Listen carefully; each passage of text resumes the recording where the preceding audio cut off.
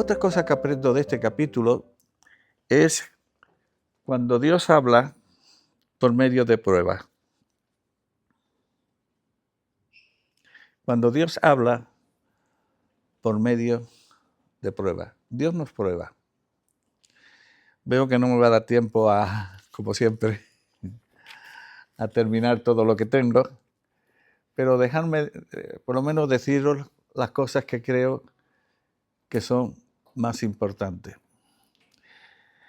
Muchas veces Dios nos habla por medio de pruebas. Dios habló a Abimelech. Dios habló a Abimelech y lo probó. Y lo probó. Dios habló por medio de pruebas cuando liberó a su pueblo de Egipto. Le mandó 10 plagas. Y en esas 10 plagas, ¿qué es lo que estaba diciendo Dios? Porque esas 10 plagas tenían que ver con los dioses egipcios. Y Dios estaba hablando y le estaba diciendo a los egipcios y a su pueblo: yo soy el único Dios y soy el más poderoso.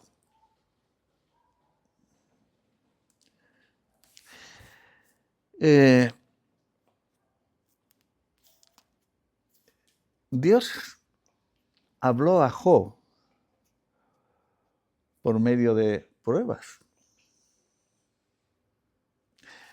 Me llamaba la atención cuando en el capítulo 1 de Job, Dios mismo dice de Job: ¿no has visto a Job, mi siervo, que es perfecto y anda rectamente delante de mí? Lo dice Dios, ¿no? Perfecto ahí es completo. Completo. Y me llama la atención que cuando Jesús habla de que no ha habido hombre más grande de profetas en el antiguo pacto que Juan, que mencione precisamente a Juan. No sé cómo no menciona a Job.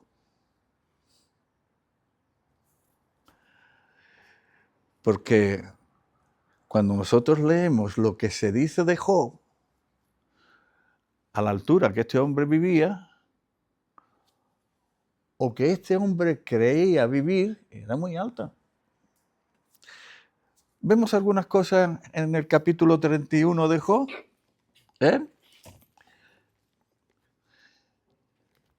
Capítulo 31 de Job. Job está hablando de sí mismo. Y fijaos bien, vamos a comparar algunas de las cosas de las que dice Job de sí mismo con los 10 mandamientos. Versículos 1 y 2. Hice pacto con mis ojos. ¿Cómo pues había yo de mirar a una virgen? Porque ¿qué galardón me daría de arriba Dios? No adulterarás. El Señor Jesús dijo: no hace falta que te acuestes, con que la desees en tu corazón ya has adulterado. Job dice: yo no he caído en eso. Versículo 7. Y si mis pasos se apartaron del camino, y si mi corazón se fue tras mis ojos, y si algo se pegó a mis manos, ¿no robarás? Versículo 9. Si fue mi corazón engañado acerca de mujer, y si estuviese acechando a la puerta de mi prójimo, ¿no codiciarás la mujer de tu prójimo? Dice: bueno, yo no tengo ese problema, está diciendo Job. Versículo 5. Si anduve con mentira y si mi pie se apresuró a engaño, no mentirás. Versículo 24. Si puse en el oro mi esperanza y dije al oro: mi confianza eres tú. Si me alegré de mis riquezas, de que mis riquezas se multiplicasen, y de que mi mano hallase mucho. Fijaos, si he mirado al sol cuando resplandecía, o a la luna cuando iba hermosa, y mi corazón se engañó en secreto, y mi boca besó mi mano. O sea, ni sigo a dioses, al dios Mamón, ni soy mitraísta, ni me he endiosado yo. Mi boca besó mi mano. Uy, ¿cuánto valgo yo? No tendrás dioses ajenos delante de mí. Versículo 29. Y si me alegré en el quebrantamiento del que me aborrecía y me regocijé cuando le halló el mal, no he hecho esto, él amaba a su prójimo. Y si lee los versículos anteriores, verá cómo lo cuidaba. Versículo, no lo veo aquí bien, no hablaba mal. No hablaba mal. Si seguís leyendo, el concepto que Job tenía delante de él mismo es: soy una persona íntegro, cumplo con los mandamientos de la ley de Dios. Pero ya en el capítulo 38, Dios tiene que ponerlo en su sitio. ¿Dónde estabas tú? Cuando yo creé, ¿dónde estabas tú? ¿Dónde estabas tú? Y al final, ¿qué termina? No le contesta a las preguntas que hace Job. Dios no le contesta las preguntas. Sencillamente le dice: mira, que hay distancia entre tú y yo, ¿eh? No te la creas. Y una vez que Job acepta su lugar, capítulo 42, versículo 3 al 6, dice: ¿quién es el que oscurece el consejo sin entendimiento? Eso mismo está en el capítulo 38, en el versículo 2. Se lo dice Dios. ¿Quién es el que oscurece el consejo sin entendimiento? Ahí, pero no me voy a meter en esto, ahí Dios no solamente está hablando de Job, sino de lo que había detrás. Porque ¿quién es el que oscurece el consejo sin entendimiento? Pero no me meto en esto. Por tanto, yo hablaba lo que no entendía, ¿no? ¿Quién te hacía hablar eso, Job? Cosas demasiado maravillosas para mí que yo no comprendía. Oye, te ruego y hablaré. Te preguntaré y tú me enseñarás. De oídas te había oído, mas ahora mis ojos te ven. Por tanto me aborrezco y me arrepiento en polvo y ceniza. Cuando Dios permite que pasemos por prueba, algo nos quiere decir. Algo nos quiere decir. Cuando Dios nos disciplina, es para que participemos de su santidad, según dice Hebreos capítulo 12, y para dar, dice, fruto apacible de justicia. Y la justicia es una palabra de reino. Dar fruto apacible de justicia, eso se da en el reino de Dios. En el reino de Dios. Hermano, a donde me gustaría llevaros con este pensamiento es a esto. Las cosas no te pasan por casualidad a ti y a mí. No nos pasan por casualidad. Y cuando Dios nos permite que pasemos por prueba, es una forma que Dios tiene de hablarnos. Y no debemos ser sordos. No debemos ser sordos. Sino, Señor, ¿qué es lo que quieres cambiar en mí? Señor, ¿qué es lo que quieres cambiar en mí? Ahora, no me da tiempo ya porque vamos a entrar en el coloquio a mirar otra cosa que veo en este capítulo. Cuando el rey, que no me viene el nombre ahora mismo,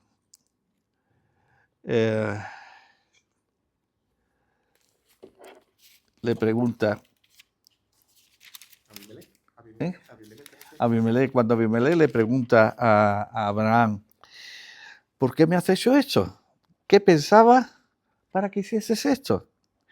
Abraham respondió, porque dije para mí, ciertamente no hay temor de Dios en este lugar y me matarán por causa de mi mujer. Abraham, te has equivocado. Sí había cierto temor de Dios allí. Has tenido perjuicios. La trampa de los perjuicios. ¿Eh? Prejuicio. Sí, lo tengo bien escrito, pero lo he pronunciado mal. La trampa de los prejuicios. Prejuicio es juzgar a una persona, grupo o situación de forma anticipada y sin pruebas reales. ¿Qué dice la Biblia acerca de esto? Que no debemos tener prejuicios. Tengo 4 textos, pero ya no da tiempo a leerlo. O vamos a leer el último de los 4, ¿verdad? Primera de Corintios 4:5. Primera de Corintios 4:5. Fijaos bien lo que dice. Así que no juzguéis nada antes de tiempo, hasta que venga el Señor, el cual aclarará también lo oculto de las tinieblas y manifestará las intenciones de los corazones, y entonces cada uno recibirá su alabanza de Dios. No juzguéis, no tengáis prejuicios. Los prejuicios son malos, porque te hacen tomar actitudes a veces contra un hermano o contra una hermana sin pruebas. Sin pruebas. Y fijaos bien, de acuerdo a la palabra de Dios, nosotros hemos sido comprados por sangre, ¿verdad? O sea que no nos pertenecemos a nosotros, ¿verdad que no? Entonces, si yo tengo prejuicio contra Marian, estoy metiéndonos con algo que no me pertenece a mí, le pertenece a Dios. Y eso es serio. El no entender que cada uno de mis hermanos y mis hermanas pertenecen a Dios, esto es serio. Me estoy metiendo con la pertenencia de Dios, como si Dios no supiese tratar con lo suyo. Esto es serio. Y lo otro que no me da tiempo a tocar, y además esto necesitaría mucho tiempo, es si leéis el capítulo 26 de Génesis, veréis que Isaac cayó en el mismo problema que el padre. El mismo problema que el padre. Ahora fijaos bien, en el capítulo 20, Isaac no ha nacido todavía. Isaac va a nacer en el 21. O sea que no vio al padre hacer lo que hizo, pero siguió sus mismos pasos. Y para esto necesito más tiempo para hablar de la fuerza genética y la mala inclinación.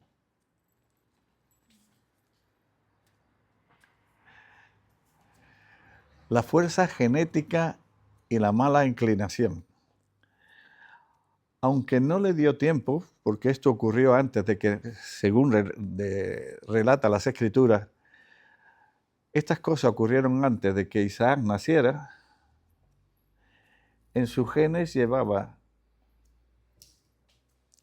el problema que tuvo Abraham. Y luego eso se desarrolló.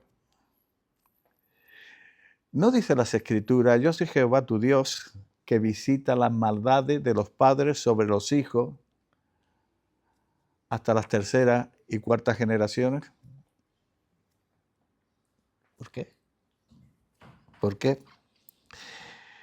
¿Os habéis dado cuenta que si lees Primera de Reyes, Segunda de Reyes, Primera de Crónicas, Segunda de Crónicas, se repite muchas veces, y este rey hizo lo malo ante los ojos de Jehová como hizo su padre.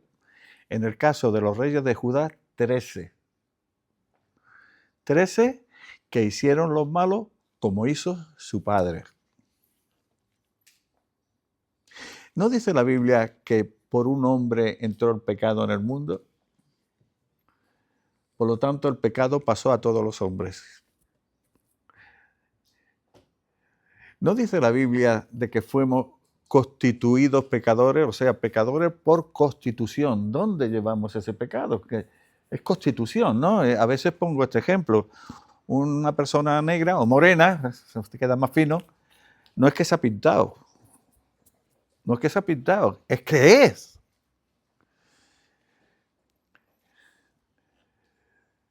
Los genes de Adán, cuando pecó, pasó a todos nosotros. No existía la muerte antes de que Adán pecara. Pero cuando Adán peca, él sufre tal destructuración, en sus genes recibe algo que no tenían, que no existía, que era la muerte, y eso pasa a todos nosotros.